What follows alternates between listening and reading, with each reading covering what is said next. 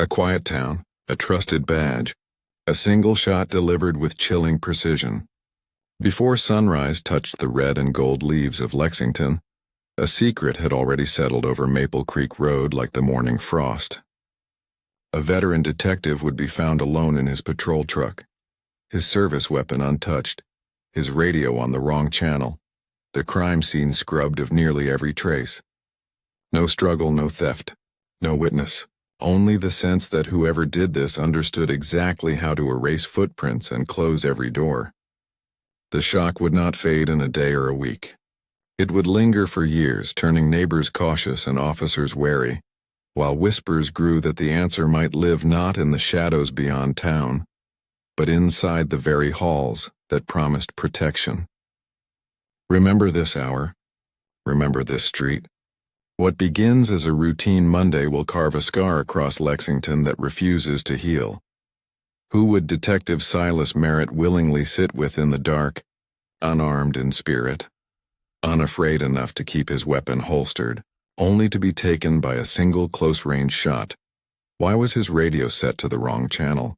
And who had the knowledge and the nerve to cleanse a crime scene so completely, so quickly? If you want to help uncover these answers, like this video and subscribe to Unscripted Tales. And please turn on the bell icon for upcoming episodes. Tell me from which city you are watching this cold case story. And let us reach 5,000 likes so this investigation finds even more eyes. The morning of October 12, 1998 began with breath you could see and streets that smelled of damp leaves and wood smoke. Lexington woke slowly, porch lights blinking out one by one. School buses yawning to life, shopkeepers lifting metal shutters. Dawn edged over the rooftops thin and pale. At 7:15 the stillness fractured. Dispatch crackled with a terse code, the kind that freezes hands on steering wheels and chills the back of the neck. Officer down on Maple Creek Road. Repeat, officer down. Units rolled, tires hissing on cold asphalt. Sirens restrained out of respect for the neighborhood and the unknown awaiting them. The patrol truck sat just 3 blocks from the station, not angled like a hurried stop, but placed with care along the curb beneath a canopy of oaks. Engine off, doors locked, seatbelt unfastened as if a conversation had ended moments before. Inside, Detective Silas Merritt, 15 years on the job and known by name in every diner and ball field in town, was slumped over the wheel. A single entry wound at the right temple told a story of closeness, of calm turned catastrophic in a heartbeat. His service weapon remained secured at his side, his wallet untouched, his watch on his wrist, nothing taken but breath and future. The radio was on but tuned to the wrong channel, a small detail that felt enormous. A hand turned just enough to slip messages into silence. Technicians dusted for prints and found almost none, not even where there should have been many. No shell casing in sight. The bullet that would be recovered later was a .40 caliber, battered by force and time, more riddle than answer. By mid-morning, word had begun to spread faster than the wind. A detective was gone. Not just any detective, but the one who coached on weekends, who remembered names, who treated victims like people, not files. The street filled with uniforms and unmarked cars. Yellow tape fluttered like warning flags. Neighbors stood on steps in robes and coats, speaking softly, eyes fixed on the truck that would not move again under its own power. As investigators measured and photographed and mapped, one idea pressed in from the edges. This did not look like rage. It did not look like panic. It looked like planning. It looked like knowledge. It looked like a hand that knew where to touch and where never to touch at all. That same morning, the first questions were already forming in squad rooms and kitchens across Lexington. Why here, so close to the station? Why like this, with a single unerring shot and a scene absent of noise or mess? Why a trusted detective on a quiet street at a quiet hour? The town would wait for answers that would not come for years. The files would cool. The grief would not. And beneath every candlelight vigil and every promise to find the truth, a heavier thought would take root. If the killer understood the badge, perhaps the badge had been the very door that opened the way. For 22 long years, The silence around Detective Silas Merritt's death grew heavier than the autumn fog that once settled over Maple Creek Road. The case that had begun with sirens and candlelight vigils slowly faded into whispers. Files gathered dust in the cold case archives, names blurred in fading ink. The photographs on the bulletin board yellowed under the hum of fluorescent lights. Time moved forward for Lexington, but the wound never closed. People spoke less about the murder, but they never stopped feeling it. Inside the Merritt home, the ticking of the hallway clock marked years of waiting. His widow, Maria, called the department every few months asking if there was anything new, any small clue, any forgotten lead. The same answer always returned through polite voices. No progress yet, but the case remains open. For the children, birthdays came and went with an empty chair at the table. For the town, Merritt's name became a kind of quiet memorial, a symbol of a mystery that refused to die. 2 decades passed before the case stirred again. It began not with a witness or confession, but with a sound no one expected. Machines humming inside a laboratory, a technician watching a bullet on a digital screen spin under a new kind of light. Technology had finally caught up to a crime frozen in time. The damaged .40 caliber round, long dismissed as too warped to trace, was scanned using advanced 3-dimensional imaging. Patterns that once looked like scratches now revealed a fingerprint of steel and science. Within days, the computer flashed a match. The weapon that fired the fatal shot had finally spoken, and its voice sent ripples through Lexington. The data pointed not toward a stranger or a career criminal, but to a gun that belonged to someone who had worn the same uniform. Someone who had saluted the same flag, someone who had once stood shoulder to shoulder with Detective Merritt. The revelation spread like a shockwave through the department. The killer had not only walked among them but had helped investigate the very murder he committed. In an instant, every certainty shattered. The idea that justice would come from within suddenly felt hollow. Trust cracked, loyalty twisted, and old friendships turned into questions. How could one of their own have pulled the trigger? How could a man who attended memorials, who comforted a grieving widow, have been the one who ended the life of the very friend he promised to avenge? The truth had waited patiently beneath the surface of Lexington for 22 years, and now it was rising like something long buried, clawing toward the light. Sometimes the most dangerous secrets are not hidden in dark alleys or behind locked doors. Sometimes they wear a badge, shake your hand, and promise to protect you. And when that mask finally slips, the whole town must ask itself how long the monster had been standing right beside them. Before the name Silas Merritt became part of Lexington's darkest chapter, it carried weight that meant something different. To the people of the town, he was not just a detective in uniform. He was the man who stopped by the local diner every morning, greeting everyone by name, remembering birthdays, checking on sick parents, and listening to stories that others were too busy to hear. He had grown up on the same streets he later patrolled. The son of a schoolteacher and a factory foreman, Silas learned early what hard work and honesty meant. When he put on the badge at 21, people said Lexington was lucky to have one of its own guarding the community. He rose quickly through the ranks, not because he sought power or prestige, but because he had something every good detective needs: a calm mind and a clean heart. He listened before he spoke. He noticed the small details others missed. When victims' families talked, he wrote down every word, as if their grief itself were evidence. Fellow officers would later say that Silas never just closed a file. He carried the people inside those files with him. For him, every case was personal. Every face stayed with him long after the headlines faded. At home, his life was a picture of the kind of steadiness most people only hope for. His wife, Maria, had been his high school sweetheart. Together, they raised 3 children in a modest 2-story house on Sycamore Drive, where weekends meant backyard barbecues, baseball games, and laughter spilling into the street.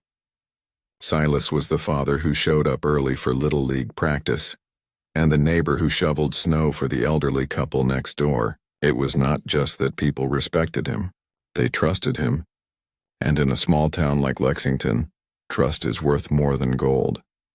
But the quality that made Silas Merritt admired also made him feared by some.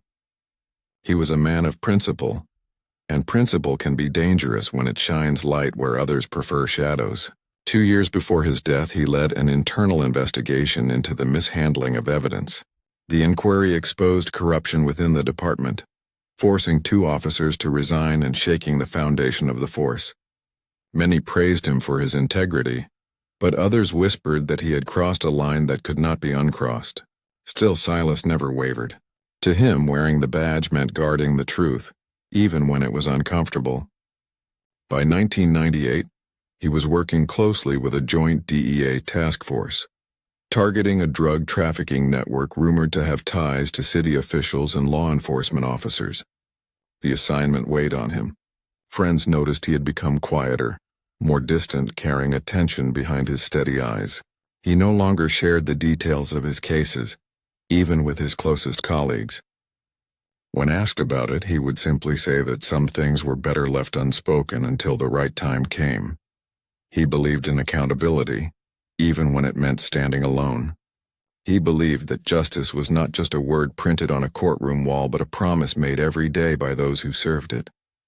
For Silas, truth always came before friendship, before comfort, before safety, and that unwavering belief would soon place him on a path he could not turn back from. Some truths are powerful enough to destroy the very walls built to protect them. And Silas Merritt was about to uncover one of those truths, the night before everything changed. Detective Silas Merritt was still doing what he had always done, working late, chasing truth into the quiet corners of the city. It was Sunday, October 11th, 1998. He had spent most of the day reviewing notes for a meeting he was scheduled to have the next morning with the district attorney. That meeting, set for 9 o'clock, was supposed to be important. He had called the DA around 11:42 that night, the conversation lasting just under 8 minutes. Whatever Silas had to discuss, he believed it mattered enough to risk another late drive through town instead of heading home to rest. Maria remembered hearing her phone buzz around 10:30 that evening. It was a message from Silas saying he had to follow up on something and would be home late. It was nothing unusual for him. Late nights and quiet investigations were part of their life. She had fallen asleep before midnight, expecting him to slip quietly into bed as he always did, but that night he never came home. Security footage later showed him leaving the police station around 10:15, carrying a manila folder tucked under his arm. That folder was never found. After that, he stopped at a small convenience store near downtown, buying a cup of coffee that would later be found half-finished in his truck. The clerk remembered him as polite, calm, even friendly, as if nothing was out of the ordinary. From there, his trail went silent. Sometime between 11 and 2 in the morning, Silas parked his patrol truck on Maple Creek Road. It was a narrow street lined with oak trees and modest homes, only 3 blocks from the station, but far enough to feel secluded. His vehicle was positioned neatly along the curb, headlights off, engine quiet, doors locked from the inside. The seatbelt was unbuckled as if he had been sitting still for a while, perhaps talking to someone through the open window. When the first responding officer found him at dawn, the scene felt more like a puzzle than a crime. There was no shattered glass, no forced entry, no struggle. Silas's service weapon was still secured in its holster. His wallet, cash, and watch were untouched. He was slumped slightly forward over the steering wheel, a single gunshot wound at his right temple. The precision was haunting. One shot, clean, immediate. The police radio on the dashboard was active but tuned to the wrong channel, something that made every investigator pause. Silas was known for his attention to detail, especially with radio communication. For it to be on the wrong frequency meant one of 2 things. Either he had changed it himself for a reason, or someone else had done it after he was gone. Crime scene technicians moved carefully around the vehicle. They dusted every surface for fingerprints and came up almost empty. The steering wheel, the door handle, the gear shift. Places that should have shown Silas's prints and others were nearly spotless. Whoever had been there knew how to clean without leaving signs of wiping, a skill rare outside law enforcement. When the medical examiner completed the autopsy, one finding stood out above all. The bullet had been fired from a medium-caliber handgun, most likely a .40, at a distance of less than 2 inches from the skin. The angle was consistent with someone standing just outside the driver's window. The bullet itself was badly damaged, too warped to trace to any specific weapon. In 1998, that made it almost useless for identification. The shell casing was missing, likely removed with care. Whoever had done this had not rushed. They had taken their time, worked in silence, and left without panic. By sunrise, the small street had turned into a maze of flashing lights and camera tripods. Reporters gathered behind tape, asking questions no one could yet answer. Why had Silas been there on that quiet road at that hour? Who had he met? And how could a man trained to notice everything have walked into a trap so perfectly set? The morning wind carried the faint scent of his coffee still sitting in the cup holder. A small reminder that whatever happened, it had started as an ordinary night for a man who lived his life by routine. But by dawn, that routine was gone forever, replaced by a mystery that would stretch across decades and consume everyone who tried to solve it. Some crimes scream for attention. This one whispered, and those whispers would haunt Lexington for years to come. By midday, the news of Detective Silas Merritt's death had spread through every street and store in Lexington. The town that had once felt so safe now felt smaller, quieter, as if the air itself carried the weight of disbelief. The police station steps, where Silas had walked every morning with a cup of coffee and a smile, were now covered in flowers and candles. People stood in silence, heads bowed, as the steady blue lights of patrol cars reflected off tear-streaked faces. Within 24 hours, nearly 2,000 residents gathered in the town square, holding candles that flickered like fragile hopes against the cold wind. He had been one of them, a father, a coach, a friend, and now he was gone. The mayor stood before the crowd that evening, voice trembling as he promised that the city would not rest until the killer was found. The words echoed through the crowd like a vow. But behind the official speeches and the public grief there was confusion, and something deeper, a quiet fear that this was not the kind of crime a stranger could have committed. Inside the Lexington Police Department, the atmosphere was different. Shock collided with suspicion. Every officer wore a badge that suddenly felt heavier. Chief Raymond Parker called an emergency meeting, his voice firm but tired. He ordered the formation of a special task force, the largest in Lexington's history.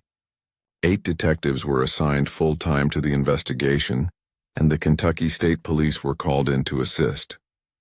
The conference room was turned into a war room, with photographs of the crime scene pinned to the walls, maps marked with red lines, and every lead written on whiteboards in thick black ink. A $50,000 reward was announced for any information leading to an arrest. Hotlines were opened and tips began pouring in, but most led nowhere. Still, the department pushed forward with determination. They told the press they were following every angle, reviewing every piece of evidence, and talking to anyone who might have known something about Silas's final hours. But even in those early days, one question kept surfacing among the officers who had worked closely with him. What had Silas been doing that night, parked on Maple Creek Road so close to home yet so far from his usual patrol area?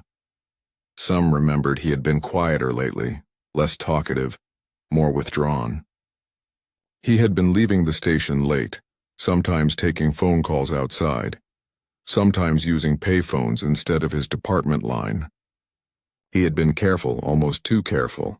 When his partner asked if something was wrong, Silas had simply smiled and said that some cases needed a little extra caution. At the time, it sounded like the answer of a man who knew the job well. Now it sounded like a warning they had failed to hear. Whispers began to circle inside the department. Some wondered if he had been meeting an informant that night. Others speculated that the investigation he was leading had touched a nerve in the wrong places.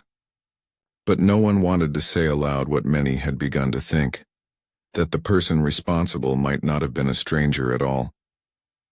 As the first week passed, the city's grief started to harden into unease. Neighbors locked their doors earlier. Parents kept their children close. The friendly smiles that once greeted passing patrol cars now carried questions behind them. If someone could kill a detective as respected as Silas Merritt, then maybe no one in Lexington was truly safe. And in the middle of that growing tension, a darker thought took root. What if the danger had never come from outside the badge, but from behind it? The first days of the investigation moved fast, fueled by shock and urgency. Detectives pieced together every step of Silas Merritt's final night, hour by hour, minute by minute. The last confirmed sighting came from a security camera outside the Lexington Police Department.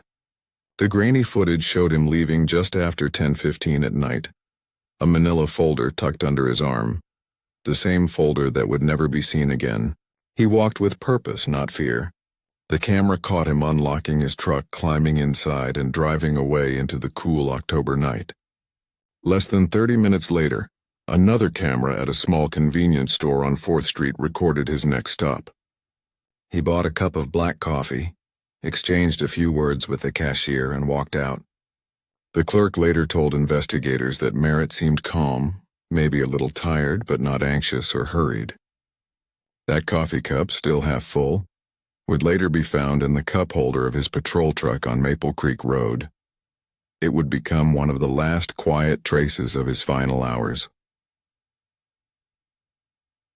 At 10:30, he texted his wife to say he would be home late. That message was short and ordinary, but it marked the final time anyone heard from him. After that, his phone activity stopped completely. Investigators would later determine that sometime around 11:38, Merritt made one final outgoing call. It was to a prepaid cell phone, a number never used before or since. The call lasted 4 minutes and 26 seconds. That conversation, whoever it was with, would become the silent key to the mystery. From there, the trail vanished. No witnesses saw him after that call. No one reported hearing a gunshot. The quiet suburban street where he was found offered no signs of struggle, and the surrounding homes had no security cameras pointed in the right direction. Even businesses nearby had shut down their systems for the night. The evidence seemed to vanish into the dark, leaving detectives staring at what felt like a perfect crime.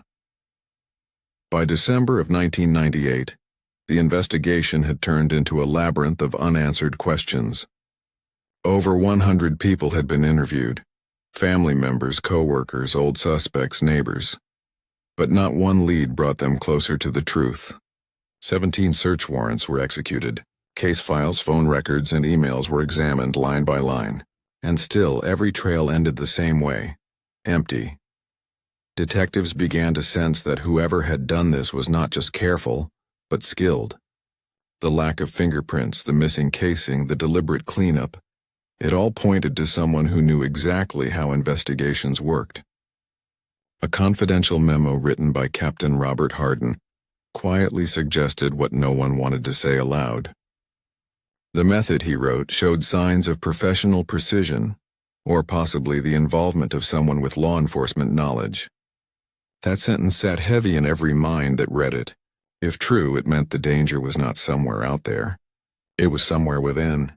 Weeks turned into months. Leads dried up. The folder Silas had carried that night was never found. No traces of it appeared in his home or office. His desk drawers were searched, his home computer examined, but the notes he had been working on had disappeared completely. The investigation, which had begun with fierce determination, now drifted into quiet frustration. Detective Marcus Sullivan, Merritt's partner for 3 years, told colleagues that Silas had been keeping things to himself in the weeks before his death. He had made late calls from payphones, met with unknown contacts, and locked his files even from trusted coworkers. When asked what Silas had been working on, Sullivan could only shake his head and say that his friend had become secretive, as if he was protecting something or someone. By the end of that winter, the task force had little to show for hundreds of hours of work. The case was still officially open, but morale was fading. Inside the department, silence grew where answers should have been. The promise of justice began to sound like a phrase people said to comfort themselves, rather than a goal they truly believed in. And somewhere deep within the cold walls of the evidence room, a quiet thought refused to die. What if the man they were searching for was someone who already knew every question they were going to ask before they asked it? By late October of 1998, the investigation into Detective Silas Merritt's murder had grown larger than any case Lexington had ever seen. Inside the police department, the main conference room was transformed into what officers began calling the war room. Maps of the city covered every wall, marked with colored pins showing every place Merritt had visited in the days before his death. Photographs, timelines, and evidence charts filled every inch of whiteboard space. It looked less like a local police office and more like the center of a national operation. Chief Raymond Parker brought in additional help from the Kentucky State Police, hoping that fresh eyes might spot something the Lexington detectives had missed. The new team worked long hours moving between files, phone logs, and interviews that seemed endless. The first order of business was to identify anyone who might have had reason to want Silas Merritt dead. Given his long career, that list was long. As one investigator said quietly during the first briefing, when a detective like Merritt spends 15 years putting dangerous people behind bars, the list of enemies writes itself. At the top of that list was Marcus Delgado, a drug trafficker Merritt had helped convict in 1995. Delgado had made violent threats in the past and had been released from prison just 3 months before the murder. His name immediately drew attention. Investigators traced his movements, questioned his associates, and pulled his phone records. But when the data came back, it showed Delgado's phone had been in Louisville all night, 80 miles away. He had no vehicle registered in his name, and witnesses confirmed he had been drinking at a local bar that night. He stayed a person of interest for months, but the evidence pointed to distance, not guilt. The second name was Raymond Tate, a former police academy cadet who had been expelled years earlier, after Merritt caught him cheating on a qualification exam. Tate's resentment had never faded. He had been overheard saying that Merritt had ruined his career. But on the night of the murder, he had been working the night shift at a local factory, surrounded by co-workers who vouched for him. Payroll records matched his story to the minute. Another possible lead collapsed under the weight of solid alibis. Next came Carl Hoffman, the brother of a domestic violence victim from one of Merritt's older cases. Hoffman had once confronted Merritt outside the courthouse, shouting that the detective had not done enough to protect his sister. The confrontation had grown heated enough that security guards had stepped in. When officers brought him in for questioning, Hoffman seemed genuinely heartbroken when he learned Merritt had been killed. He cooperated fully, even volunteering to take a polygraph test, which he passed without hesitation. Days passed. Leads thinned. Every suspect that looked strong on paper ended up breaking apart under the light of hard facts. Investigators began to feel the same creeping frustration that had haunted the first weeks of the case.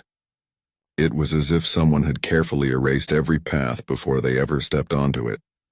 Then, out of nowhere, came what looked like the first real break. A college student named Brady Thompson called the tip line.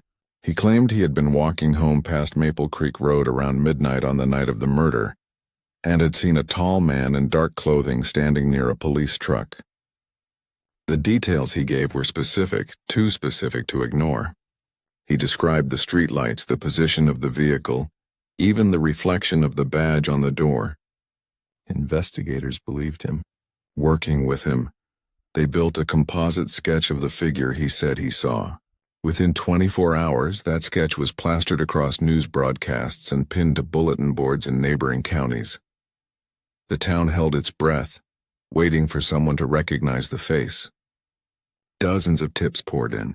Detectives chased each one, driving across Kentucky following leads that ended in dead ends and closed doors. For 3 weeks it seemed as if the investigation had life again, but when the team cross-checked Thompson's story against security footage and timelines, the cracks began to show. His description of the truck model did not match Merritt's vehicle. The time he claimed to have passed the area did not fit the established window of the murder. When questioned again, his answers began to change. Under pressure, the young man finally admitted the truth. He had made up the story after hearing about the $50,000 reward. The confession hit the task force like a wave of cold water. 200 hours of work had been wasted on a lie. The detectives were back to where they started, staring at a wall of photos and a timeline that led nowhere. By December, the war room that had once buzzed with determination now sat in heavy silence. The phone stopped ringing. The tips slowed to a trickle. Investigators were forced to face a chilling realization. Whoever had done this was not just smart, they were patient, methodical, and careful enough to disappear inside the cracks of the very system meant to catch them. And somewhere among those silent walls, a single thought began to echo louder than the rest. What if the person who killed Silas Merritt knew exactly how every step of this investigation would unfold? Because they had walked those same steps before. As winter settled over Lexington, the momentum of the investigation began to fade into the same cold stillness that lingered in the air. The crime scene had been examined again and again, but the pieces simply refused to fit together. Every physical clue pointed to precision, not panic. The autopsy confirmed what detectives already suspected. The fatal shot had been fired from less than 2 inches away, the muzzle so close that faint traces of powder burns were found near the wound. It meant one thing. The killer had not fired from afar or in haste. Whoever pulled that trigger had been right beside Silas Merritt, close enough to speak his name before ending his life. Less than 30 minutes later, another camera at a small convenience store on 4th Street recorded his next stop. He bought a cup of black coffee, exchanged a few words with the cashier, and walked out. The clerk later told investigators that Merritt seemed calm, maybe a little tired, but not anxious or hurried. That coffee cup, still half full, would later be found in the cup holder of his patrol truck on Maple Creek Road. It would become one of the last quiet traces of his final hours. At 10:30, he texted his wife to say he would be home late. That message was short and ordinary, but it marked the final time anyone heard from him. After that, his phone activity stopped completely. Investigators would later determine that sometime around 11:38, Merritt made one final outgoing call. It was to a prepaid cell phone, a number never used before or since. The call lasted 4 minutes and 26 seconds. That conversation, whoever it was with, would become the silent key to the mystery. From there, the trail vanished. No witnesses saw him after that call. No one reported hearing a gunshot. The quiet suburban street where he was found offered no signs of struggle, and the surrounding homes had no security cameras pointed in the right direction. Even businesses nearby had shut down their systems for the night. The evidence seemed to vanish into the dark, leaving detectives staring at what felt like a perfect crime. By December of 1998, the investigation had turned into a labyrinth of unanswered questions. Over 100 people had been interviewed, family members, co-workers, old suspects, neighbors. But not one lead brought them closer to the truth. 17 search warrants were executed. Case files, phone records, and emails were examined line by line. And still, every trail ended the same way, empty. Detectives began to sense that whoever had done this was not just careful, but skilled. The lack of fingerprints, the missing casing, the deliberate cleanup, it all pointed to someone who knew exactly how investigations worked. A confidential memo written by Captain Robert Hardin quietly suggested what no one wanted to say aloud. The method, he wrote, showed signs of professional precision, or possibly the involvement of someone with law enforcement knowledge. That sentence sat heavy in every mind that read it. If true, it meant the danger was not somewhere out there. It was somewhere within. Weeks turned into months. Leads dried up. The folder Silas had carried that night was never found. No traces of it appeared in his home or office. His desk drawers were searched, his home computer examined, but the notes he had been working on had disappeared completely. The investigation, which had begun with fierce determination, now drifted into quiet frustration. Detective Marcus Sullivan, Merritt's partner for 3 years, told colleagues that Silas had been keeping things to himself in the weeks before his death. He had made late calls from payphones, met with unknown contacts, and locked his files even from trusted coworkers. When asked what Silas had been working on, Sullivan could only shake his head and say that his friend had become secretive, as if he was protecting something or someone.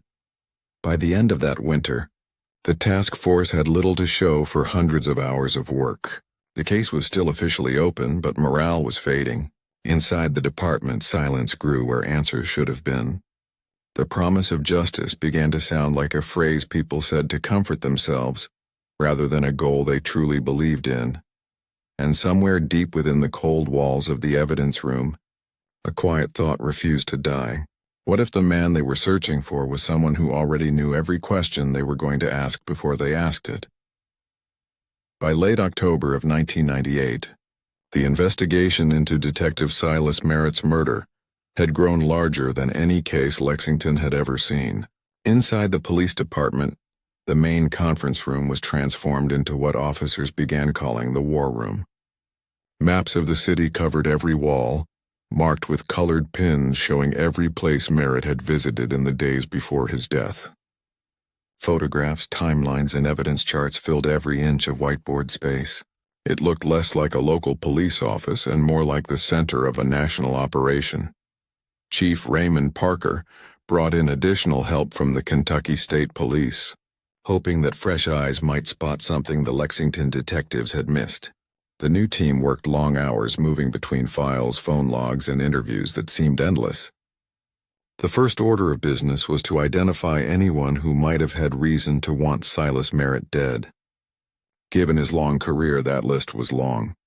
As one investigator said quietly during the first briefing, when a detective like Merritt spends 15 years putting dangerous people behind bars, the list of enemies writes itself. At the top of that list was Marcus Delgado, a drug trafficker Merritt had helped convict in 1995. Delgado had made violent threats in the past and had been released from prison just 3 months before the murder. His name immediately drew attention. Investigators traced his movements, questioned his associates, and pulled his phone records. But when the data came back, it showed Delgado's phone had been in Louisville all night, 80 miles away. He had no vehicle registered in his name, and witnesses confirmed he had been drinking at a local bar that night. He stayed a person of interest for months, but the evidence pointed to distance, not guilt. The second name was Raymond Tate, a former police academy cadet who had been expelled years earlier, after Merritt caught him cheating on a qualification exam. Tate's resentment had never faded.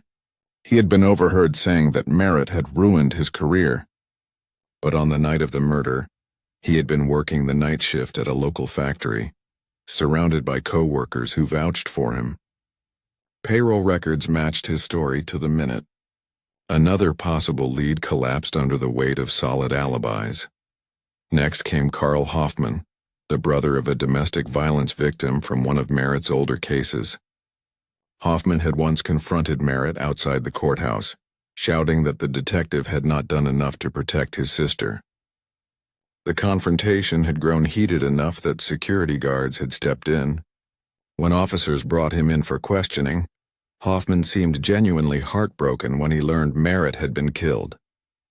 He cooperated fully, even volunteering to take a polygraph test, which he passed without hesitation. Days passed.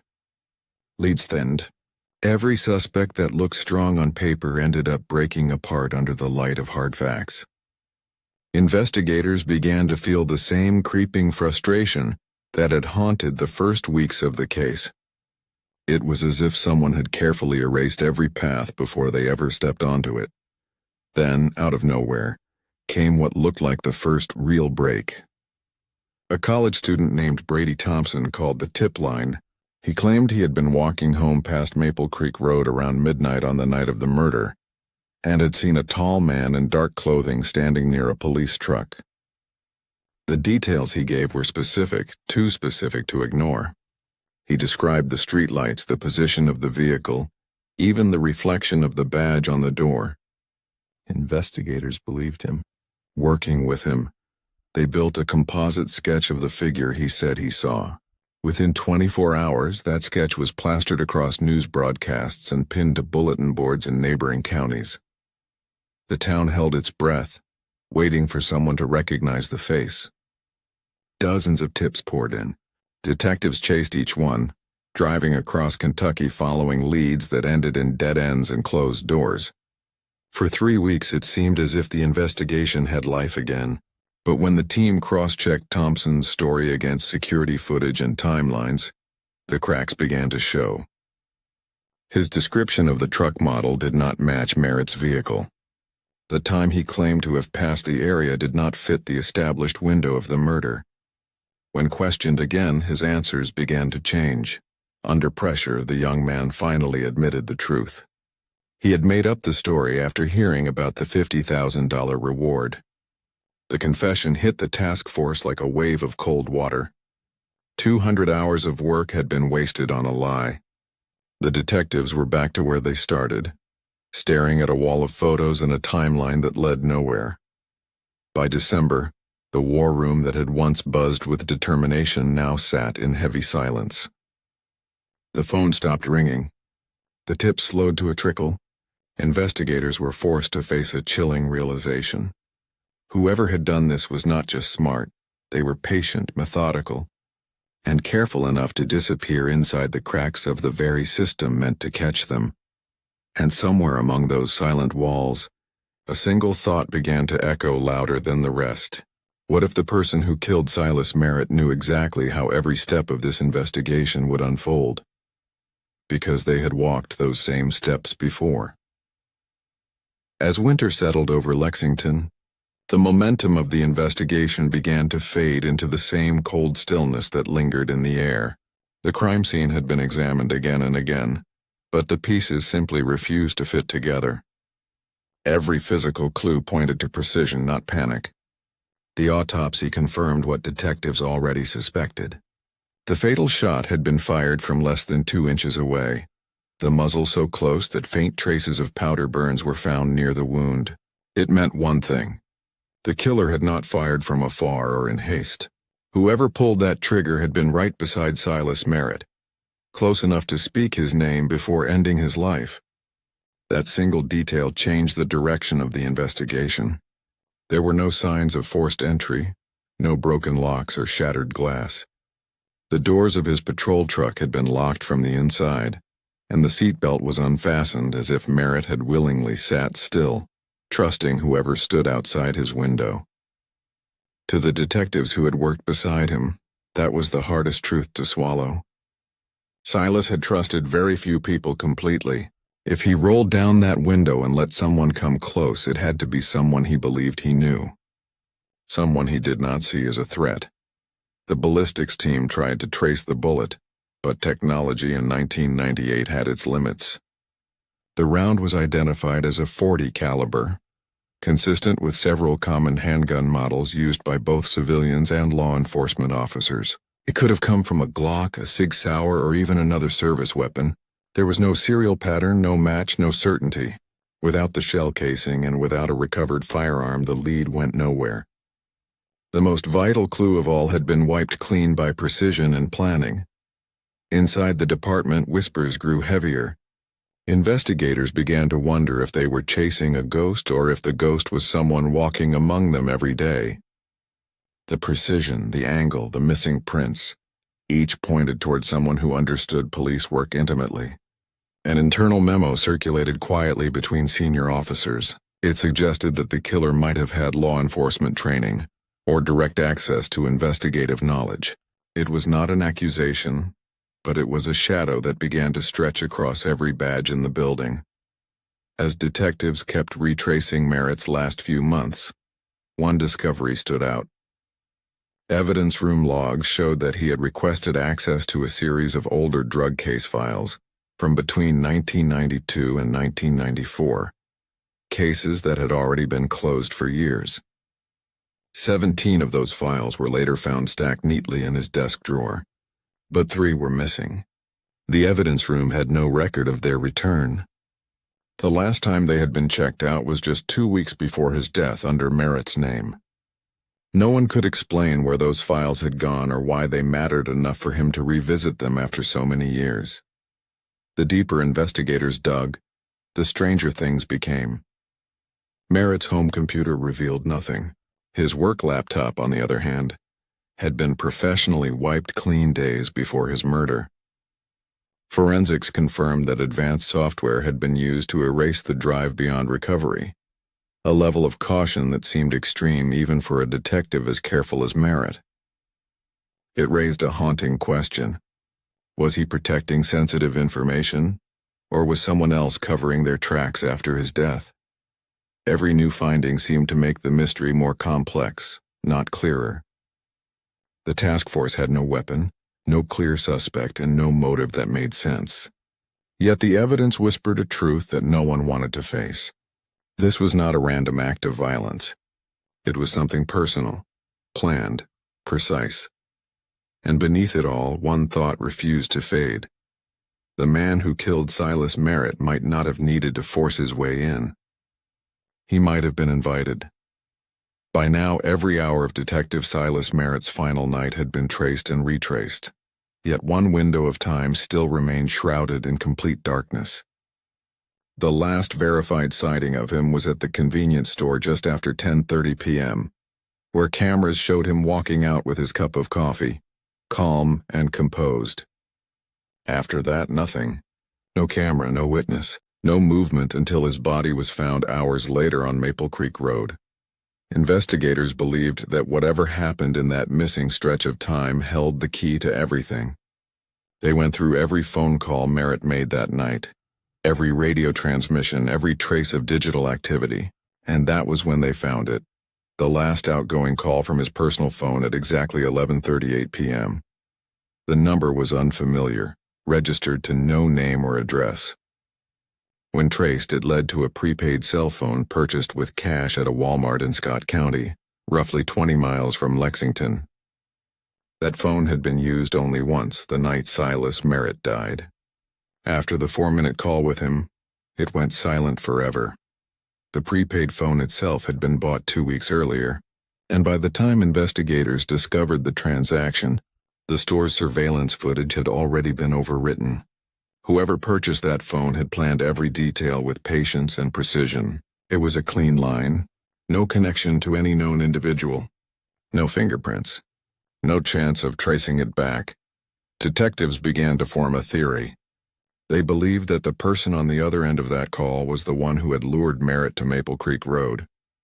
Maybe it had been presented as a meeting about a case, or perhaps a confidential tip too sensitive to discuss over the radio. Whatever the reason, Merritt trusted that call enough to leave his home late at night, park in a quiet area, and wait alone.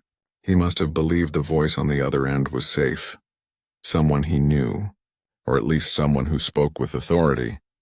When investigators tested the signal towers, they found both phones, Merritt's and the burner, had connected to the same small area in Lexington just before midnight.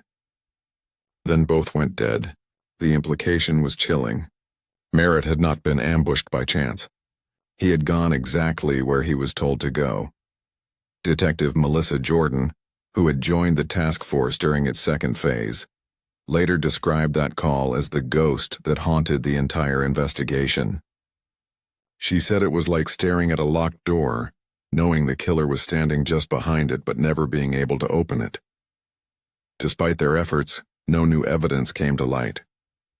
They checked traffic cameras, questioned residents, even searched nearby rivers and fields for the missing manila folder. But everything led to silence. As winter turned to spring, enthusiasm began to fade. The reward money had brought in tips, but most of them were nothing more than speculation. By April of 1999, after 6 months of relentless work, the task force was quietly disbanded. Only 2 detectives were left to monitor the case part-time. Files were boxed and shelved. The whiteboards that had once been filled with color-coded notes were wiped clean, and in the same room where officers once promised justice, only a few photographs of Silas Merritt remained pinned to the wall. Yellowing under the lights, for the Merritt family, the silence was worse than the grief. The phone that had once rung with updates now stayed still. The case that had started with urgency had turned into a file number gathering dust. In the years that followed, anniversaries came and went, but no one could answer the question that mattered most. Who had called Silas that night? And what had they said that made him drive straight into his death? Sometimes the loudest sounds in an investigation are the ones never recorded. And this one call, 4 minutes long, would echo in Lexington for the next 22 years. Years passed, and the murder of Detective Silas Merritt slowly slipped from the front page to the back corner of memory. But it never truly left Lexington. The wound he left behind did not heal. It simply learned to hide beneath the surface of everyday life. The city carried his story like a shadow. The park near Maple Creek Road, once filled with laughter and weekend picnics, grew quieter. Parents kept their children closer. Porch lights stayed on longer at night. What had once been a small, trusting town began to move with a kind of cautious awareness, as if the ghost of that single gunshot still echoed in the air. Local businesses that used to stay open late began closing earlier. People stopped leaving their doors unlocked. In time, even newcomers to Lexington came to know the name Silas Merritt, not as a detective, but as the symbol of the town's loss. The police department, rebuilt and relocated in 2005, added a memorial wall in its front lobby. At the center of that wall hung a bronze badge with his number engraved beneath his photograph. Every new recruit was told his story during training. It was no longer just a case. It was a lesson about vigilance, about loyalty, and about the kind of danger that hides where no one expects it. At home, the Merritt family lived with that silence in a way no one else could understand. Maria Merritt, once warm and lively, began to fade into quiet routine. The woman who once hosted neighborhood gatherings now spent evenings in her study, surrounded by boxes of her husband's files, old news clippings, and letters from the department. Her children called it the Silas Room. Every year on the anniversary of his death, Maria called the Lexington Police Department to ask if there was any progress. And every year she heard the same gentle words, "No new updates, but the case remains open." Her 3 children grew into adults shaped by that loss. Michael, the eldest, joined the police force himself, but not in Lexington. He said he could never wear the badge in the same hallways where his father's killer might still walk. Sarah, the middle child, became a prosecutor, determined to fight for victims whose stories had been forgotten. The youngest, Danny, struggled for years to find direction, drifting through anger and restlessness before eventually finding peace working as a counselor, helping others heal from loss. Each of them carried their father's legacy differently, but none of them escaped its weight. For Maria, the years turned her pain into purpose. She organized fundraisers to keep her husband's case alive, raising the reward money from $50,000 to $125,000 by 2010. She worked with local colleges to establish the Silas Merritt Scholarship for students studying criminal justice. And when police budgets ran thin, she personally funded private forensic testing of the old evidence, hoping new technology might finally reveal what time had kept hidden. Lexington itself evolved, but the story never disappeared. Teachers began mentioning the case in history lessons about the town. Journalists revisited it every few years on anniversaries, asking if justice would ever come. Residents spoke of Silas Merritt with the same mix of respect and sorrow usually reserved for fallen soldiers. Yet beneath every remembrance, one question lingered. How could a detective so respected, so careful, be taken so easily, And how could the truth stay buried for so long in a town that once believed it had nothing to hide? As the years turned into decades, the Lexington Police Department was not the same place Silas Merritt had once called home.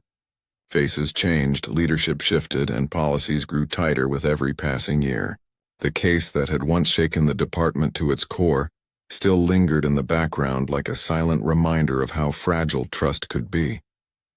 By the early 2010s, nearly everyone who had worked alongside Silas was either retired, transferred, or gone.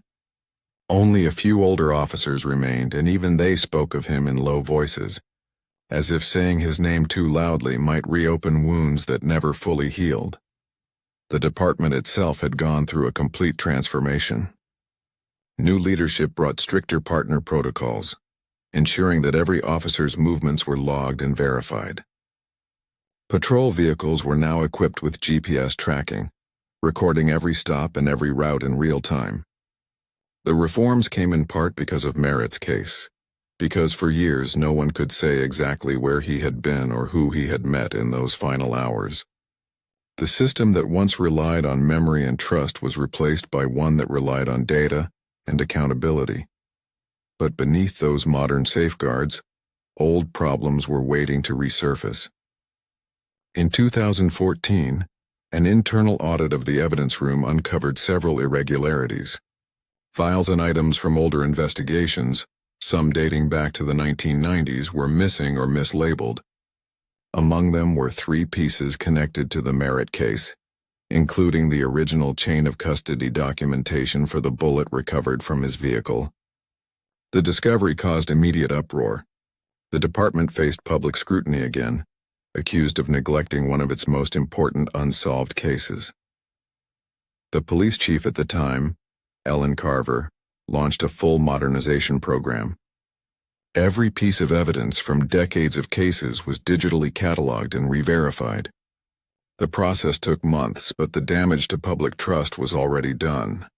Families of other cold cases began demanding answers too. News channels brought the Merritt story back into the spotlight, questioning how a department that claimed to honor its fallen detective could lose track of his own evidence. The audit led to several reprimands and one quiet retirement. But it also triggered something deeper, a wave of self-reflection inside the department. Younger officers who had grown up hearing about Merritt began asking the older generation what really happened back then. The more they asked, the more they realized that not everyone agreed on the same version of events. Some believed Merritt had been silenced because of what he uncovered in those old drug cases. Others whispered that someone inside the department had buried the truth to protect their own. By the late 2010s, morale was low and trust even lower. The new recruits had no direct memory of the case, only fragments passed down through hallway rumors and late-night conversations. But for the few who had been there, the guilt never went away. They knew something had gone wrong long before that October night, and perhaps long after it too. The walls of the department had changed color, the computers had become faster, and the procedures more precise. But the silence around Detective Silas Merritt's death still lived there, in the corners of every office, between the pages of every report that never found an ending. And then, just as the story seemed destined to remain buried forever, a single advancement in forensic science would spark a chain of events that no one in Lexington could have imagined. By the time 20 years had passed since Detective Silas Merritt's murder, technology had advanced far beyond what investigators in the late 90s could have imagined. Across the country, cold cases once thought unsolvable were being reopened thanks to DNA breakthroughs, digital reconstruction, and forensic databases that connected tiny pieces of forgotten evidence. Lexington's new cold case unit, led by Detective Allison Reed, decided it was time to bring Merritt's file back into the light. The first step was to re-examine the physical evidence.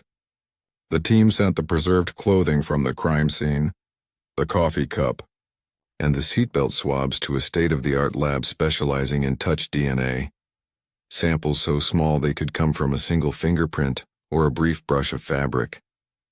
For weeks they waited for results that might finally give a name to the ghost that had haunted the department for 2 decades. When the report came back, hope quickly turned to disappointment. The lab detected faint traces of DNA, but the profiles were too partial, too degraded to identify anyone. The most that could be said was that 2 unknown male contributors had left microscopic traces in the vehicle, but nothing that could link to a match in the national database. Even so, Reed refused to let the trail go cold again. She began exploring another angle: digital forensics. The technology used in the 90s to retrieve data from damaged devices was primitive, but now, advanced image reconstruction could restore fragments of deleted or corrupted data from even heavily damaged drives. Merritt's old department-issued phone had long been sealed in evidence, its screen cracked and circuitry corroded. When Reed's team extracted the remaining data, they uncovered something that had never been seen before: a fragment of a deleted text message. It read only a few words, but those words sent a chill through the entire unit. Midnight meet at the usual place. No record existed of who the message was sent to or from. The contact information had been deleted, but the phrase itself told investigators something critical. Merritt had been planning a meeting that night, and it was not random. The words "usual place" implied routine, something familiar, a location he and the other person had used before. It confirmed the theory that the late-night encounter was planned, not accidental. But who was he meeting, and why had he trusted them enough to go alone? Detective Reed ordered every past GPS record, payphone call, and case file cross-referenced to see if any of Merritt's prior contacts matched locations where he often met informants. One location stood out: a private storage facility on the edge of town that Merritt had visited multiple times in the months before his death. The place was quiet, unguarded, and known only to a few officers. Around the same time, Reed began using social media to reignite public interest in the case. A detailed post went viral, retelling the story of the unsolved murder of a respected detective. Thousands of people shared it, and among the flood of comments came one message that caught her attention. The writer claimed to remember an argument between Merritt and another officer at a local storage facility just days before his death. The message was unsigned, sent from an account that was quickly deleted, but the timing and the location aligned perfectly with the text message found on the recovered phone. Detectives searched through old property logs and confirmed that the facility had once rented several units to law enforcement officers for personal storage. But the records were incomplete, and the units had long since changed hands. The evidence was circumstantial, but something about it felt right. Too precise to be coincidence. The pieces were still fragile, but after decades of dead ends, they finally began to form a faint outline of truth. Someone within the department had a reason to meet Merritt that night. Someone he trusted enough to call it the usual place. Someone who knew how to vanish without leaving a trace. And when Detective Allison Reed decided to follow that clue, she would stumble upon a discovery that would change everything Lexington thought it knew about one of its own. By the beginning of 2020, the Merritt case had become little more than a file that gathered dust in the archives of the Lexington Police Department. But sometimes it only takes one person, someone who sees what others stopped looking for, to bring a case back to life. That person was Detective Allison Reed. Allison had grown up in Lexington. She was only 8 years old when Detective Silas Merritt was killed, but she remembered that morning vividly.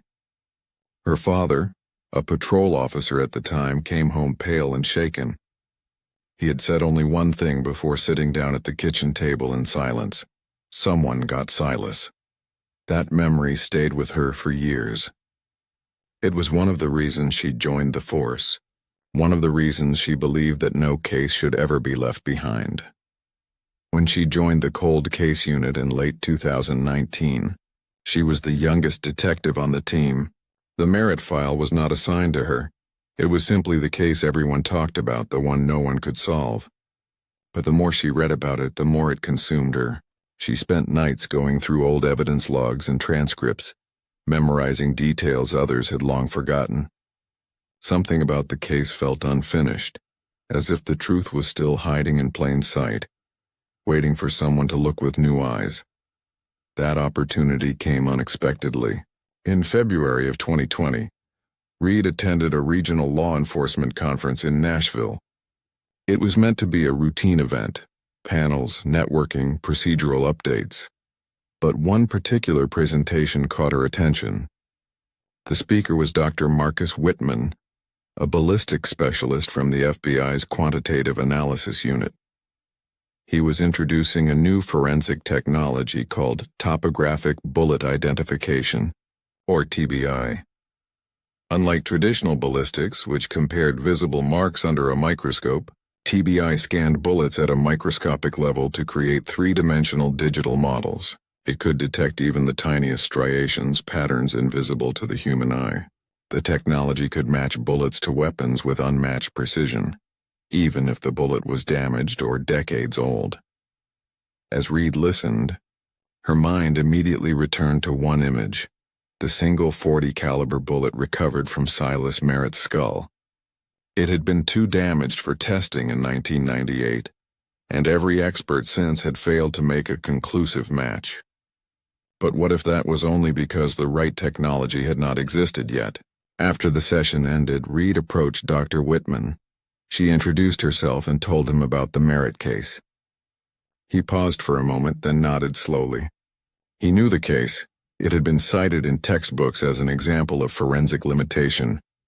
He told her that if she could bring the bullet to Quantico, his team could run it through the new system. He warned her there were no promises, but it was exactly the kind of case TBI was designed for.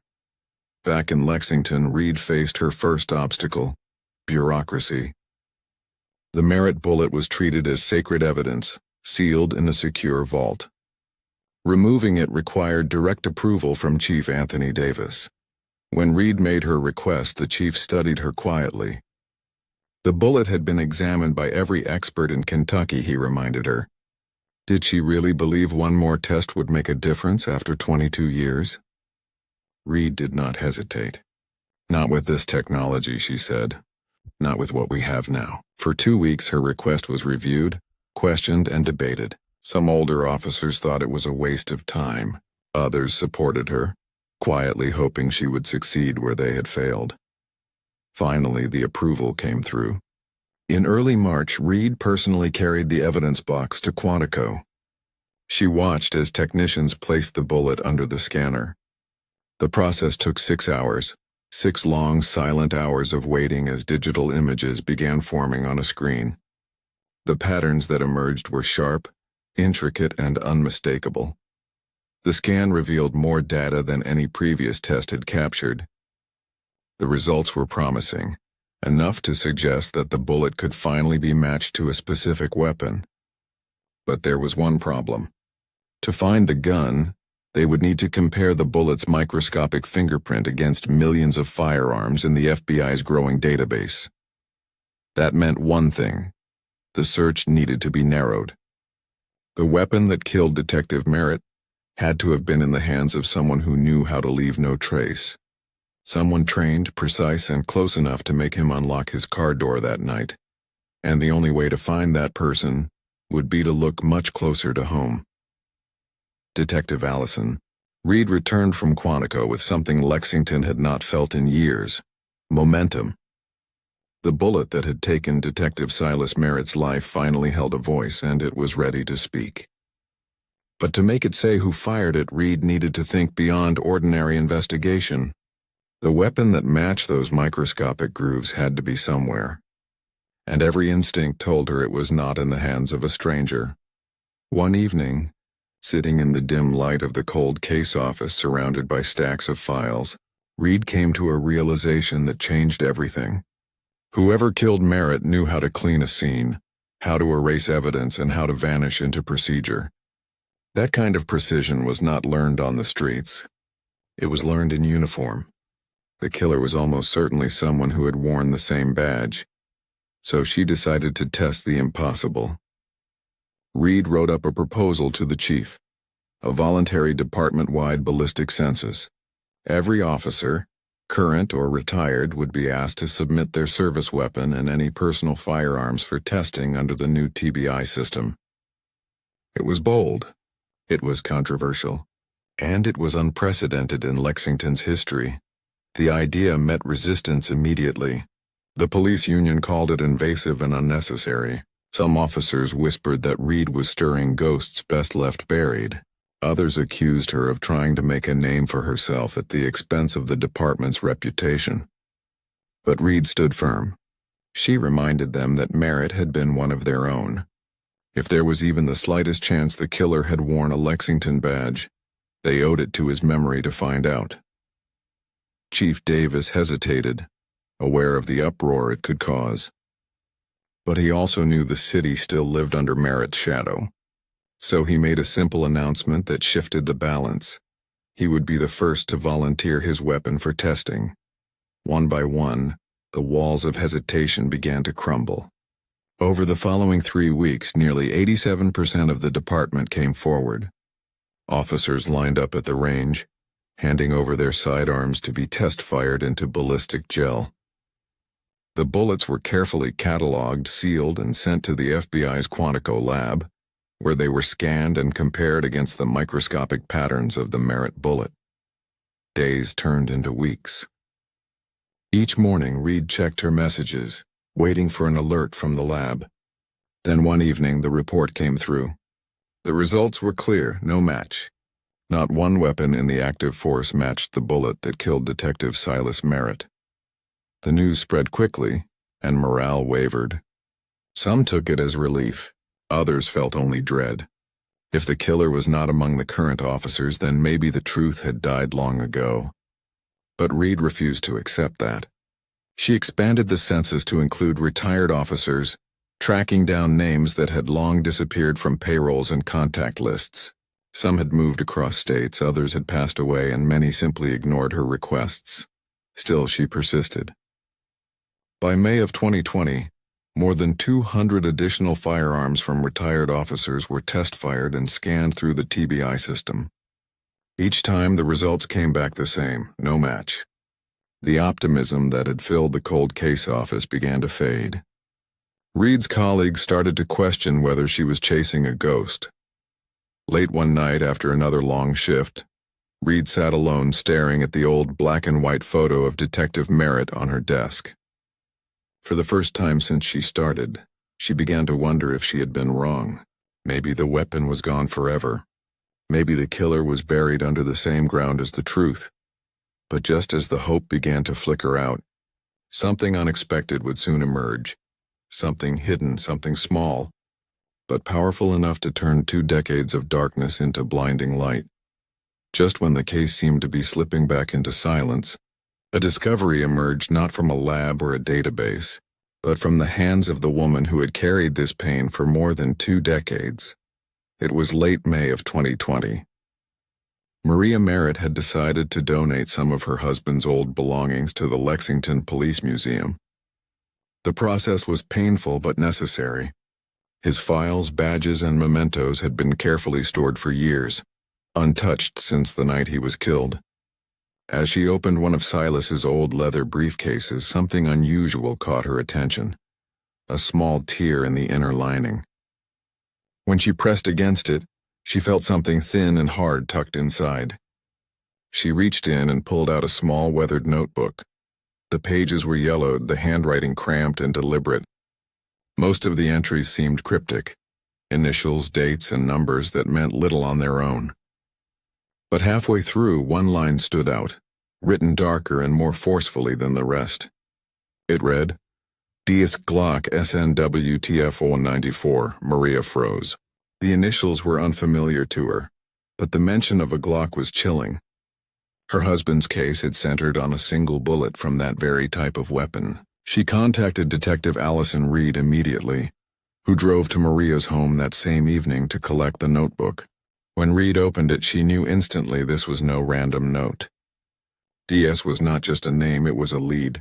The first real lead in 22 years. She began searching through personnel records, looking for anyone with those initials who had worked alongside Merritt. The result came faster than expected. DS stood for Lieutenant Daniel Slater. The name hit Reed like a cold wave. Daniel Slater was not some obscure figure. He had been one of the department's most respected officers, a decorated veteran with over 30 years of service. More importantly, he had served as one of the lead investigators on the Merritt task force itself. For years, Slater had stood at the center of the investigation, comforting Maria, speaking to reporters, and insisting they would one day find Silas's killer. Reed checked the department's archives for Slater's weapon records. What she found made her heart race. According to reports, Slater had filed a claim in 1997, a full year before the murder, stating that his off-duty Glock 23 had been stolen from his home during a supposed burglary while he was on vacation. The case had been documented, but no suspect was ever caught and the gun was never recovered. Reed began to piece together the puzzle. The serial number written in Merritt's hidden notebook matched the same number on Slater's reported stolen weapon. Somehow Merritt had known about that Glock. He had written it down, carefully, secretly, and hidden the evidence where no one could find it. There was only one possible explanation. Before his death, Detective Silas Merritt had begun to suspect someone inside his own department. Someone close enough to hide behind a badge, and that person had been Daniel Slater. As Reed stared at the faded handwriting, she realized what Merritt had done. He had left behind a breadcrumb trail, a final message to the future. And now, after more than 2 decades, that message was finally being read. But when investigators started searching for that missing Glock, what they uncovered would shake Lexington to its very core. Once Detective Reed confirmed the serial number from Merritt's notebook, the investigation accelerated like wildfire. For the first time in 22 years, the case had a clear direction and a name: Daniel Slater. It was a name that commanded respect inside the Lexington Police Department, a name associated with mentorship, integrity, and loyalty, which made what Reed was about to uncover almost unthinkable. The first step was obtaining a warrant to search Slater's property. At 68 years old, Slater was long retired and living quietly at a lakeside home about 40 miles outside Lexington. When investigators arrived, he greeted them calmly, polite but cautious. He appeared surprised when told they were reopening the Merritt case, but he agreed to cooperate fully.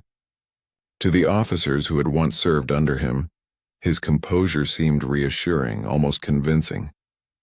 But Reed had learned that calmness could sometimes hide the deepest guilt. The search began methodically. The house was neat, almost too neat. Every room was organized with military precision. The walls were lined with commendations, photos from years of service, and plaques celebrating a career that appeared spotless. Investigators combed through his garage, office, and storage areas, but found nothing incriminating. By the end of the first day, the team had turned up nothing unusual. It felt like another dead end. But Reed was not ready to walk away. She requested that the team extend the search to the property surrounding the house, specifically, the small private dock behind it. On the second morning, while inspecting the wooden dock, one of the agents noticed something subtle. One of the support posts looked newer than the others. The wood was a slightly different shade, the bolts cleaner, less rusted. When the post was tapped, it gave off a hollow sound. That was unusual. Reed ordered it opened carefully. Inside, wrapped in layers of waterproof plastic and sealed inside a concrete casing, was a firearm. A Glock 23. The serial number was exactly the same as the one written in Merritt's notebook, WTF 1194. The air around the dock seemed to freeze. The weapon that had been reported stolen 23 years earlier was right there, hidden beneath Slater's dock, a few feet from where he spent his weekends fishing. Reed took the gun into evidence herself, her hands steady but her pulse racing. They had found the missing piece. Within hours, the Glock was flown to Quantico for testing. The FBI lab wasted no time. Using the TBI system, Technicians compared the microscopic striations on the test-fired bullets to the digital model of the one that killed Detective Merritt. The process took less than a day, but to Reed it felt like an eternity. When the results came in, they left no room for doubt. The match was 99.8% certain. The bullet that ended Detective Merritt's life had been fired from Daniel Slater's Glock 23. Reed stood silently as the report was read aloud. 22 years of questions, 22 years of silence, all reduced to one chilling truth. The killer was not a stranger. He was one of their own. On the morning of June 8, 2020, federal agents and state police surrounded Slater's lakeside home. He stepped outside onto his dock, fishing rod in hand, as if nothing was wrong. When officers moved in, he did not resist. He did not shout or deny. He simply watched as the handcuffs clicked around his wrists. Witnesses later said he looked more tired than surprised, as if the moment had been waiting for him all along. News of the arrest spread across the country within hours. Headlines blazed with disbelief. A respected officer, a decorated veteran, and a man who had once led the investigation into Merritt's death, was now charged with the very murder he had sworn to solve.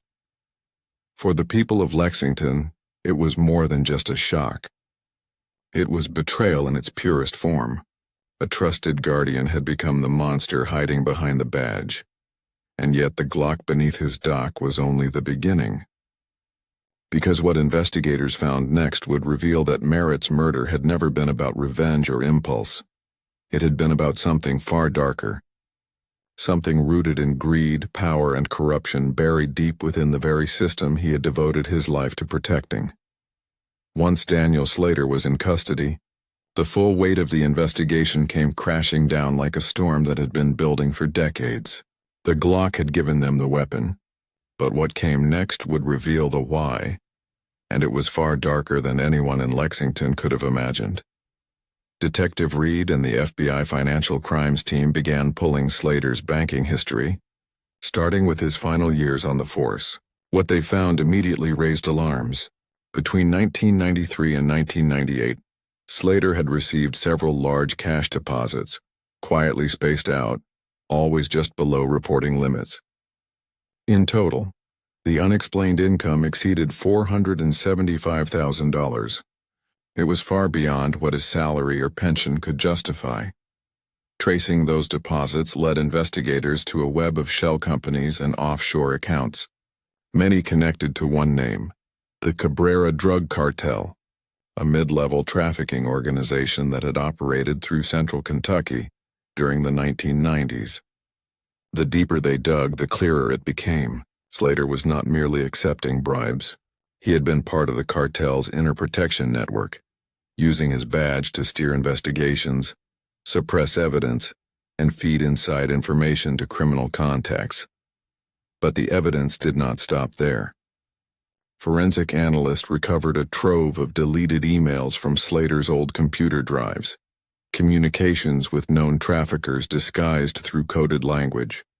Dates in those emails aligned precisely with failed drug raids that Merritt had been investigating. Before his death, each new discovery connected another dot in the story Silas Merritt had begun uncovering all those years ago. The missing case files from the evidence room, the suspicious raids, the informants who vanished without trace, all of it made sense now. Merritt had been connecting the same pattern. He had stumbled upon corruption that reached straight into his own department. And then came the most devastating find of all. While executing a secondary warrant at Slater's hunting property in rural Kentucky, investigators unearthed a buried waterproof container sealed with duct tape. Inside were two items Merritt's family had long believed gone forever: his missing notebook and his personal cell phone. The notebook, though weathered, was still legible. It was filled with detailed notes outlining every connection Merritt had uncovered. Names, dates, case numbers, even bank transfers, all leading back to one conclusion. Slater had been leaking information to the very cartel Merritt's task force had been investigating. Merritt had planned to meet the district attorney with this evidence the morning after he was killed. The phone told the rest of the story. Forensic teams extracted fragments of deleted data, including a call log from the night of the murder. The final outgoing call, the one to the prepaid phone traced years earlier, had been to a number registered to a burner device used by Slater himself. When prosecutors pieced the timeline together, the truth became undeniable. Merritt had discovered that a senior officer in his department was on a cartel payroll. He had scheduled a private meeting with that officer, perhaps to confront him or offer him a chance to come clean. Instead, he was led into a trap. Slater had not just killed a fellow detective. He had executed the one man who could expose his empire. Then he used his position on the investigation to bury the truth, attending memorials, directing leads, and ensuring the case stayed cold for more than 2 decades. To the public, Slater had been a hero. To Merritt, he was a friend. But to the cartel, he was something far more valuable, a shield within the system. And now, for the first time, that shield had cracked. But as investigators continued to unravel Slater's double life, what they found next would defy belief. It was not only about money and power. It was about control, deception, and a darkness that had thrived behind a badge for when the puzzle pieces finally began to align. Detective Allison Reed and her team sat in silence, staring at the chilling reconstruction of events that had haunted Lexington for 22 years.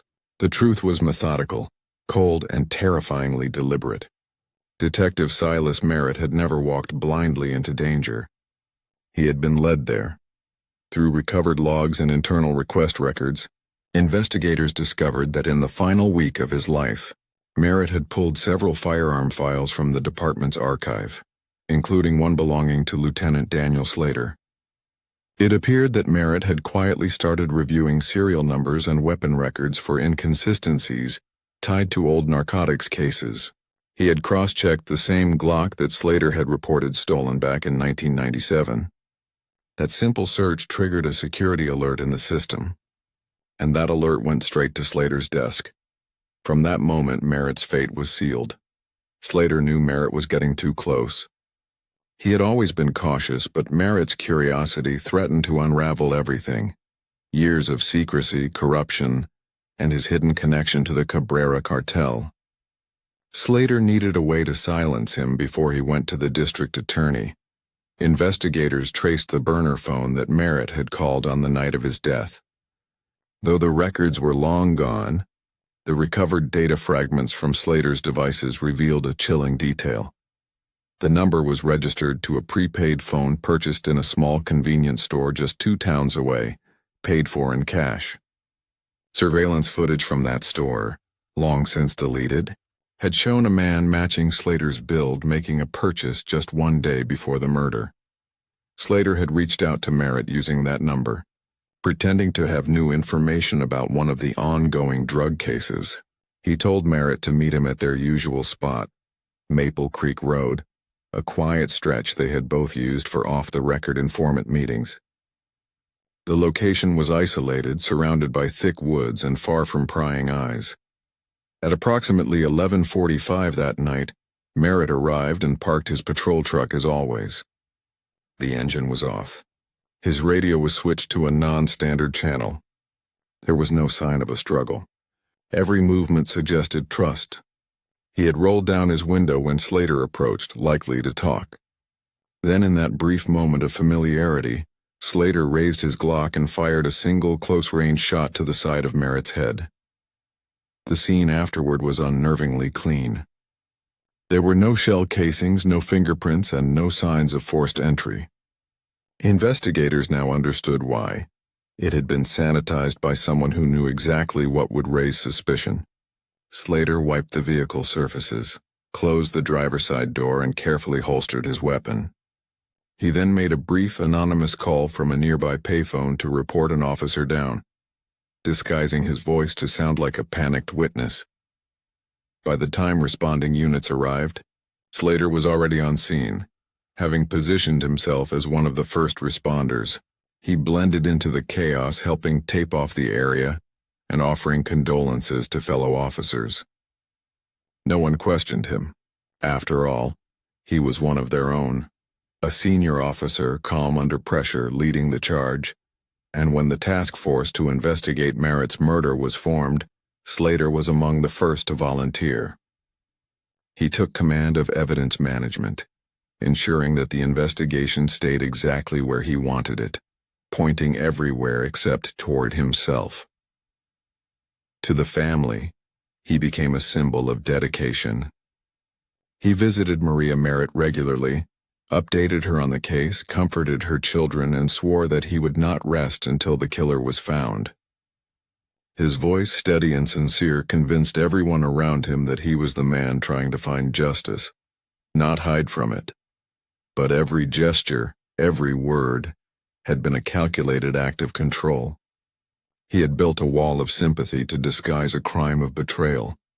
For years he lived among those who trusted him most, carrying the guilt of a murder he had orchestrated with surgical precision. And yet, as damning as this truth was, there was still one question that kept Reed awake at night. Why had Slater taken such a risk?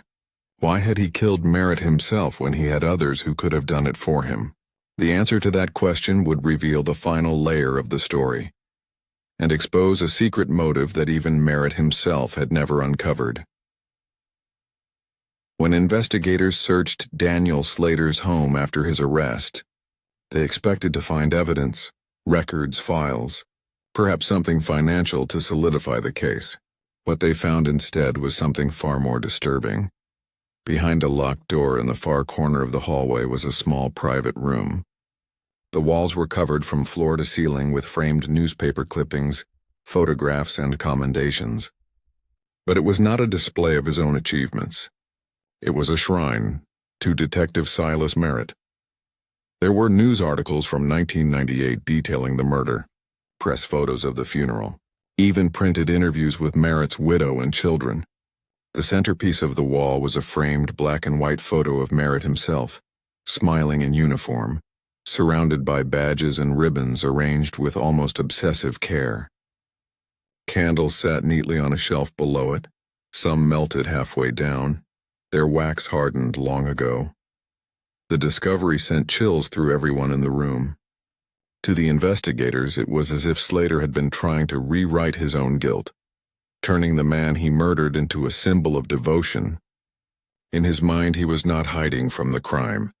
He was controlling it. Slater's colleagues had always described him as precise, composed, and charismatic. He spoke softly, never lost his temper, and had a natural ability to calm tense situations. That same calmness, that steady confidence had allowed him to manipulate everyone around him. For more than 2 decades, he maintained the image of a loyal friend and the most committed pursuer of justice in the very case he had created. He attended every memorial service, stood at every anniversary vigil, and comforted the grieving family with a sincerity that fooled even the sharpest minds in law enforcement. He had become the face of the investigation, a man so dedicated, so tirelessly involved, that no one could ever suspect him. It was the perfect disguise. Psychologists later described Slater's behavior as a form of cognitive compartmentalization. He built an alternate identity for himself, one where he was not the murderer but the mourner. Every time he helped with the case, every time he looked at Merritt's photo or spoke to the family, he reaffirmed that illusion. In his mind, he was both the hero and the villain, locked in the same skin. It also explained how the department had overlooked him for so long. Slater was one of their most trusted leaders. He knew every procedural blind spot, every chain of custody loophole, every rule about internal hierarchy. When suspicions arose over the years, he used his authority and calm reasoning to deflect them, guiding younger detectives back to dead ends he had designed himself. Even when new technology emerged, he stayed ahead of it. When ballistic databases expanded, he had already reported his gun stolen. When audits began, his paperwork was pristine. When the department modernized its evidence system, the files tied to Merritt's discoveries were already gone. The shrine in his home revealed the depth of his deception. To the outside world, he was the grieving brother in arms. To himself, he was a man who believed he had mastered the art of control over the case, the narrative, and even the memory of the man he killed. But as investigators studied his life more closely, they realized something unsettling. The murder of Silas Merritt had not been a single act of desperation. It was the centerpiece of a long, calculated performance built on ego, fear, and obsession. And what they would uncover next would expose the final piece of that performance. A hidden layer of corruption that stretched far beyond Slater, deep into the roots of power that Merritt had once tried to confront alone. The arrest of Daniel Slater sent shockwaves across the nation, but it was only the beginning. What followed would become one of the most closely watched trials in Kentucky's history, a case that tested science, loyalty, and justice itself. The legal proceedings began in early 2021, but the world was still under the weight of the pandemic. Court schedules shifted, safety restrictions slowed everything, and months passed before the trial could even begin.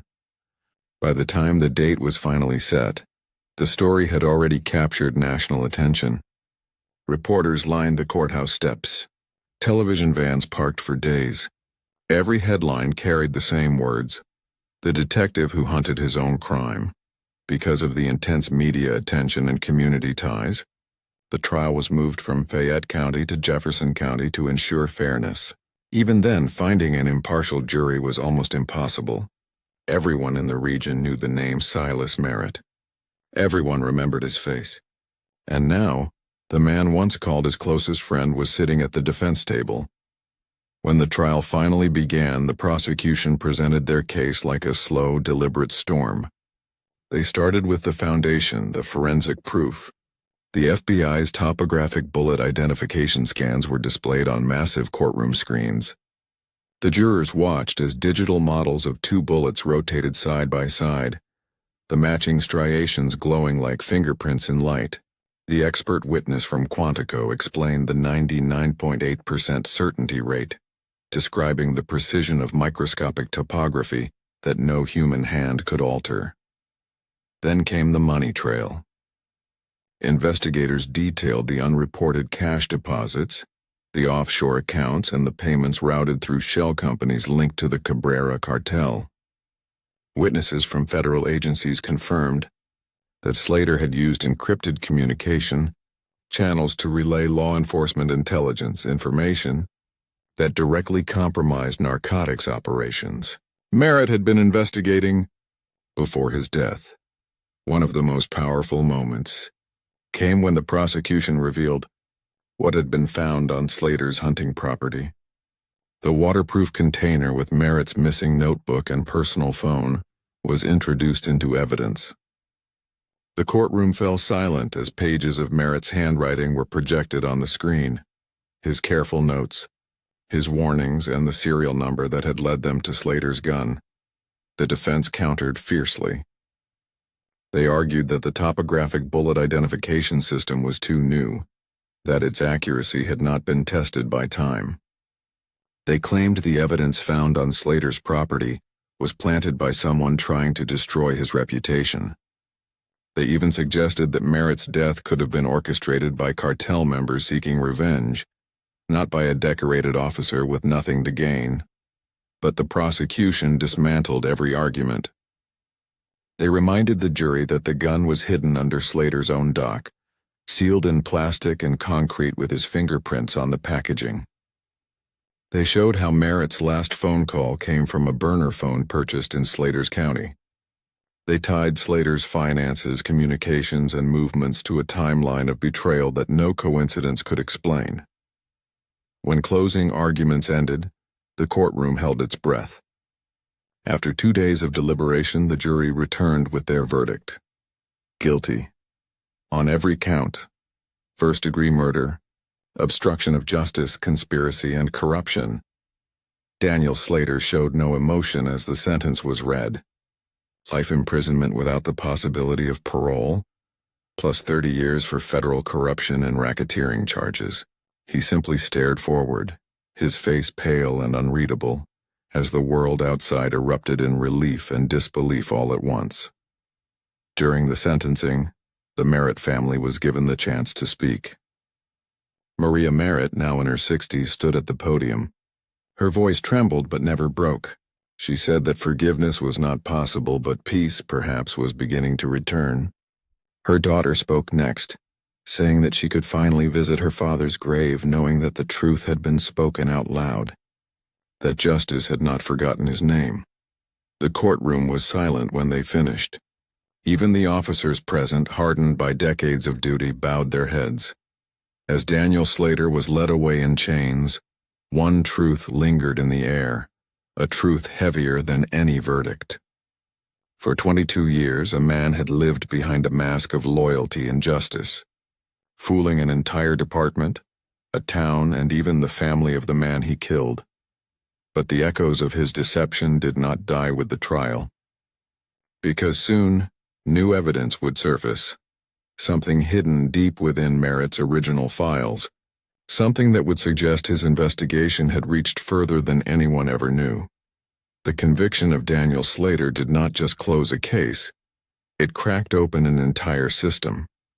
For years, his influence had stretched quietly through the veins of Lexington's law enforcement, leaving behind traces that no one had dared to question. But once the truth came out, the department could no longer pretend the problem had ended with his arrest. It had to face the harder question. How had one man been able to deceive an entire institution for so long? Within weeks of the trial, a full-scale review was ordered. Every case that Slater had touched during his 30 years of service was reopened, re-examined, and audited by independent investigators. The findings were unsettling. Dozens of old files showed procedural inconsistencies, missing evidence, unsigned witness statements, and suspiciously redacted reports.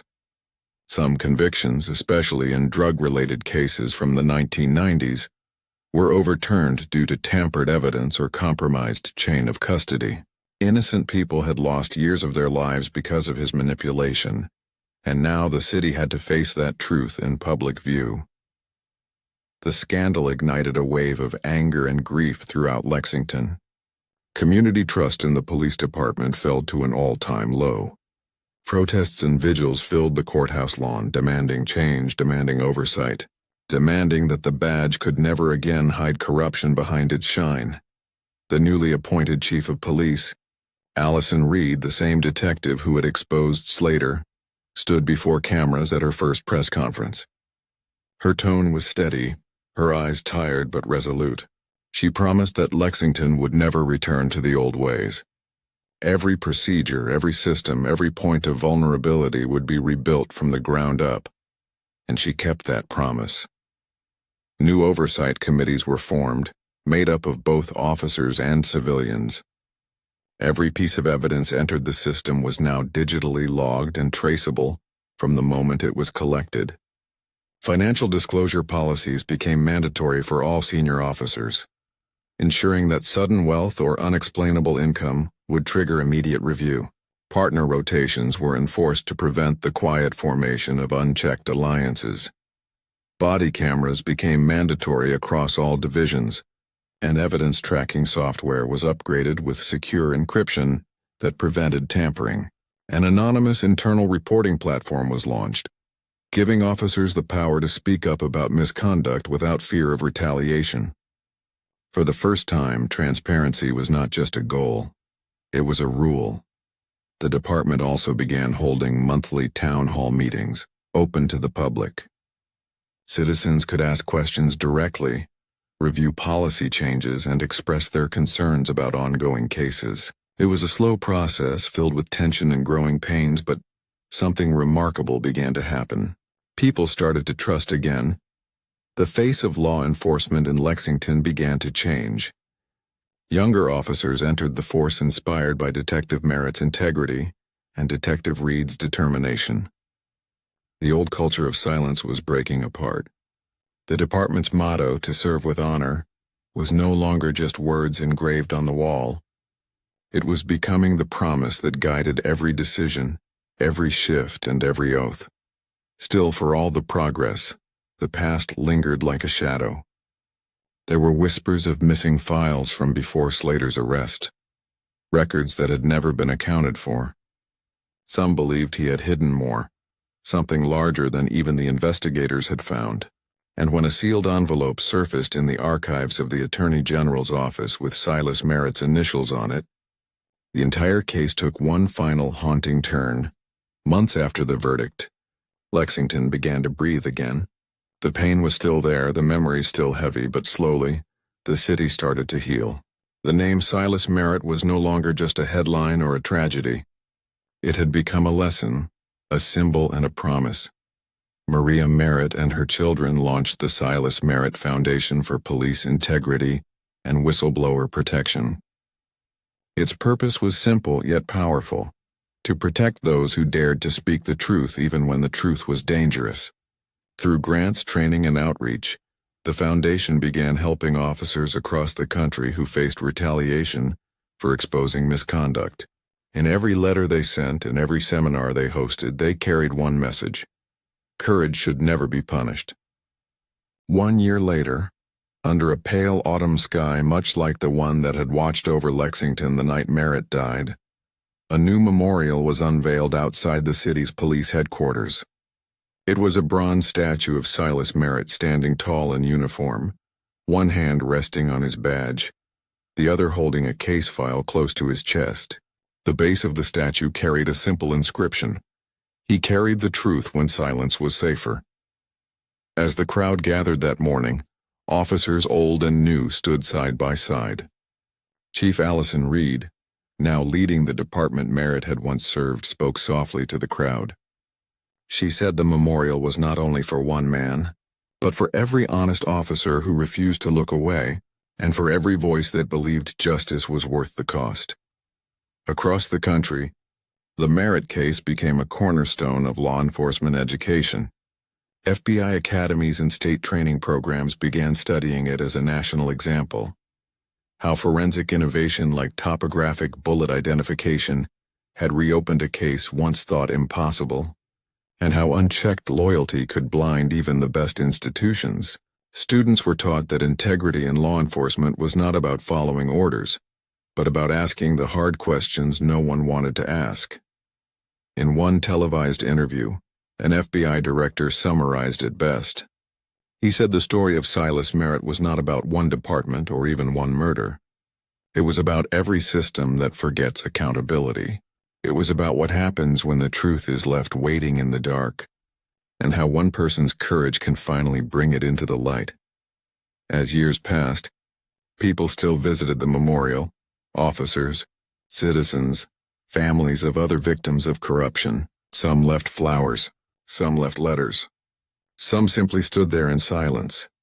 And every autumn evening when the sunlight hit the statue just right, it cast a long shadow across the pavement, falling exactly where the old station once stood.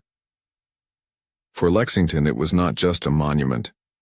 It was a reminder that justice delayed is not always justice denied, that sometimes, even after decades of silence, truth finds its way home. And if you are still watching this story till now, it means it truly reached your heart. So please, give this story a like and subscribe to my channel Unscripted Tales. Do not forget to turn on the bell icon so you never miss our next story. And please, help me complete 5,000 likes on this one, because that is the goal my mother set for me, and I know we can reach it together. Tell me in the comments, from which city are you watching this cold case story tonight?